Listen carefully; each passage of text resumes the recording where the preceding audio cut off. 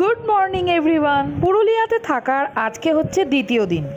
আজকে আমাদের ব্রেকফাস্টের মেনু ছিল লুচি, ফুলকপি, আলু, মটর দিয়ে একটা তরকারি, জিলিপি আর ডিম সেদ্ধ। সকাল 9টা নাগাদ আমরা বেরিয়ে পড়লাম আজকের সাইট সিন দেখতে।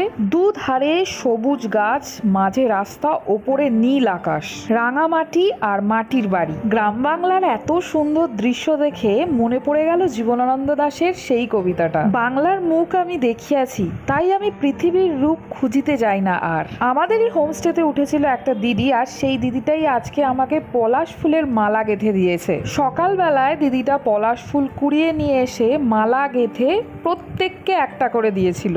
এখন আমরা সবাই যাচ্ছি মুরগুমা ড্যাম দেখতে। পাহাড়ের ওপরের ভিউ পয়েন্ট থেকে মুরগুমা ড্যাম দেখতে জাস্ট অসাধারণ লাগছিল। বাঘমুন্ডি থেকে এই ড্যামের দূরত্ব ছিল প্রায় 29 কিলোমিটারের মতো।